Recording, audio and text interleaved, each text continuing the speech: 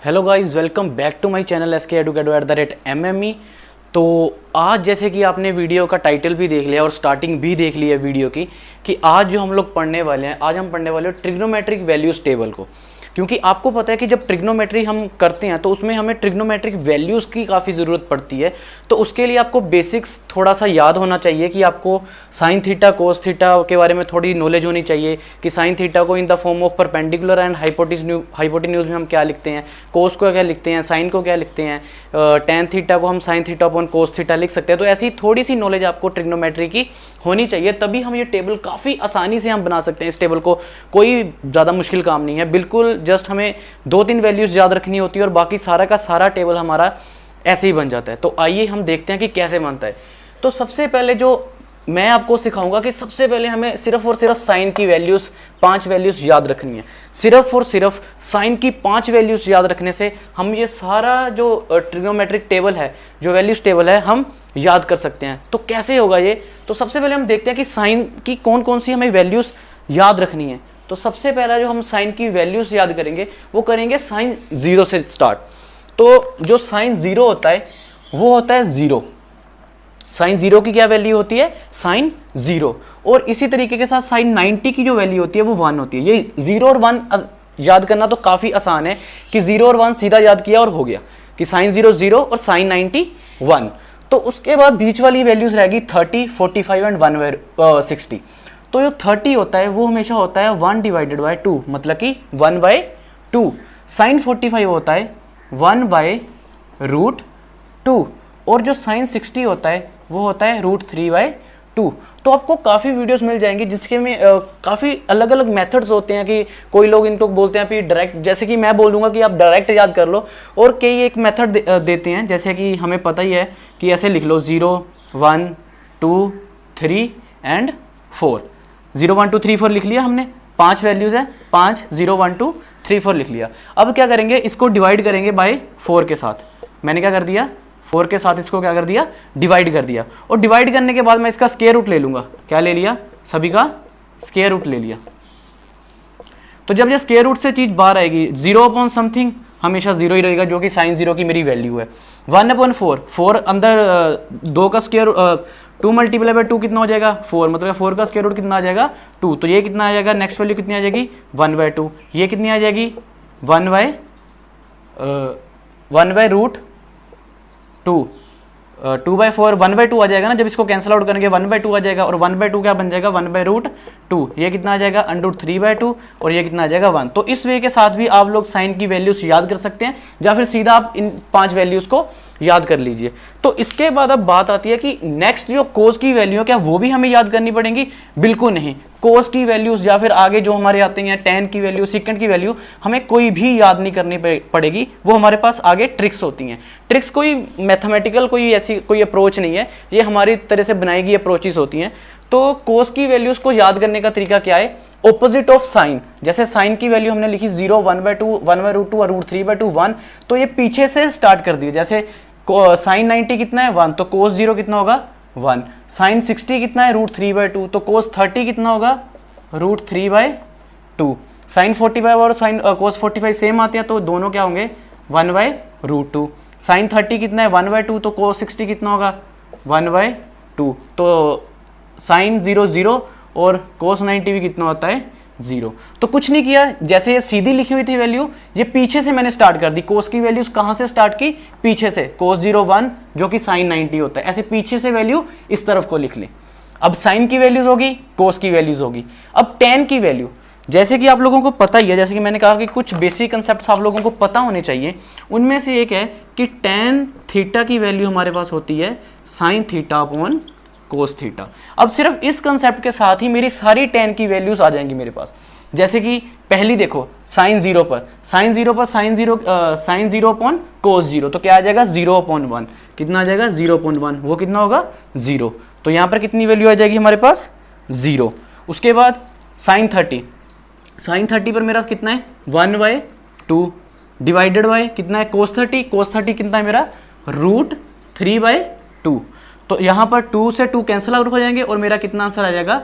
1/√3। तो मेरे दो वैल्यूज आ चुकी हैं। tan 0 कितना आएगा मेरे पास? 0, और tan 30 मेरे पास कितना आएगा 1 डिवाइडेड बाय रूट 3। तो ऐसे ही हम अगली वाली फाइंड आउट कर लेंगे। करो, आप भी करो साथ साथ में अगर आप वीडियो देख रहे हो तो। जैसे 1 by root 2 divided by 1 by root 2, root 1 by root से 1 बाय रूट 2 कैंसिल, कितना आ जाएगा यहाँ पर 1 आ जाएगा। कितना आ जाएगा 1 आ जाएगा। उसके बाद कौन सी आएगी 60 की क्या होती है दोनों, साइन 60 कितना है रूट 3 बाय 2 और कोस 60 कितना है 1 बाय 2, 1 बाय 2 से 2 से 2 कैंसिल, कितना आ गया यहाँ पर रूट 3, कितना आ जाएगा अंडर रूट 3। उसी के साथ अब नेक्स्ट करेंगे। नेक्स्ट हमारे पास कौन सी आएगी साइन 90।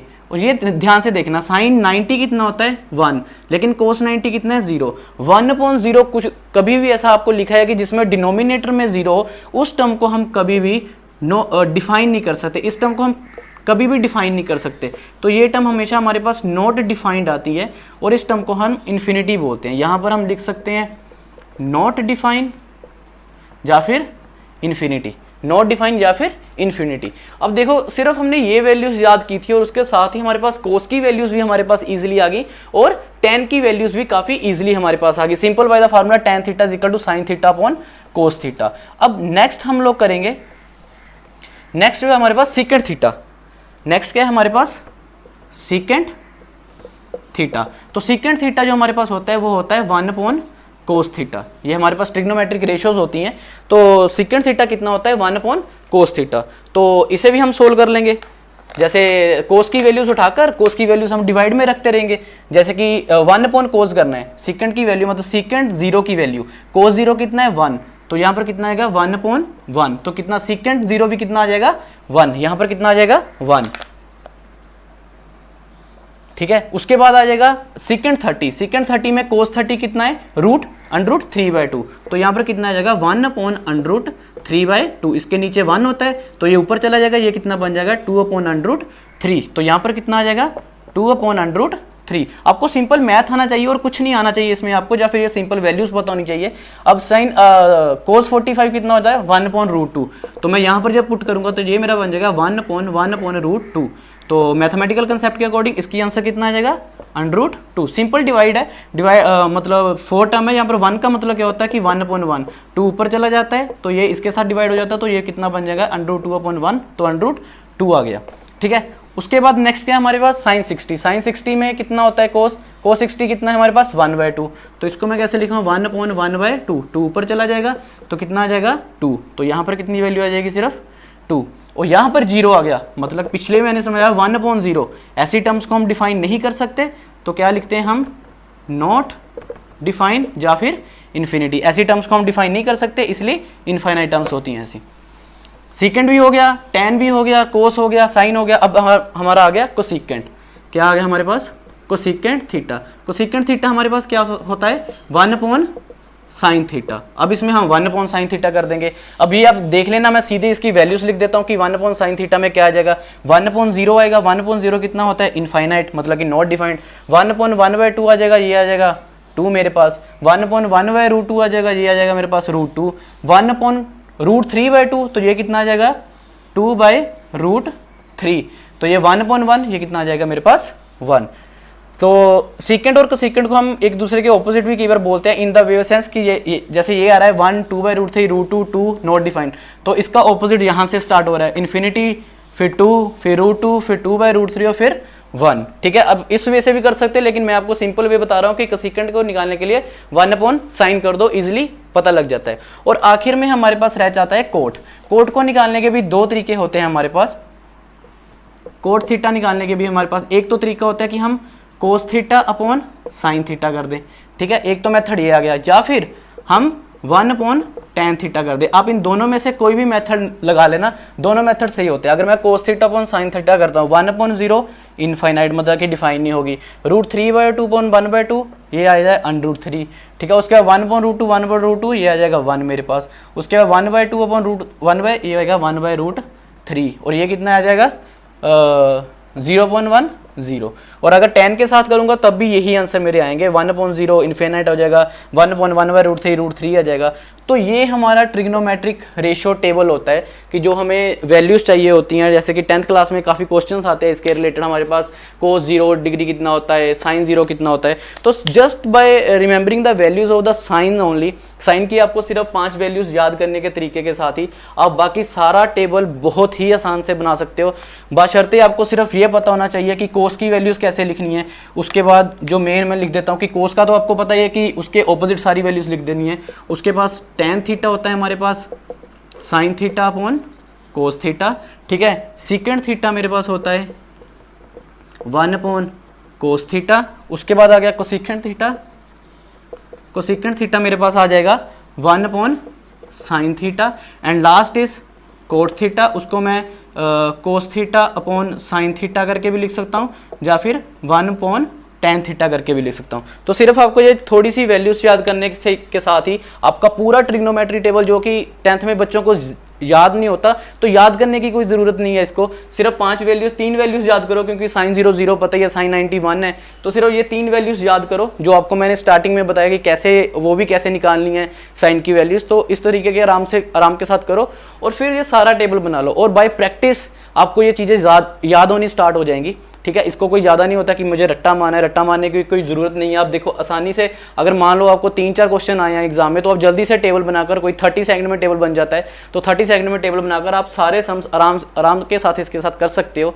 तो आई होप कि ये वीडियो आप लोगों को काफ़ी पसंद आई होगी, क्योंकि आपने पहले कभी सीखा नहीं होगा कि कैसे हम ट्रिग्नोमेट्री टेबल बनाते हैं। तो अगर आपको ये वीडियो अच्छी लगी हो तो वीडियो को लाइक करना, शेयर करना, अपने दोस्तों के साथ शेयर करना जो इस वक्त 10th स्टैंडर्ड में है, या जिनको ये टेबल नहीं आता बनाना, तो उनके साथ ये वीडियो शेयर करो और वीडियो को ज़्यादा से ज़्यादा लाइक करो, और चैनल को सब्सक्राइब करना मत भूलना guys. Keep subscribing, keep liking. Thank you so much. Thank you for watching my video.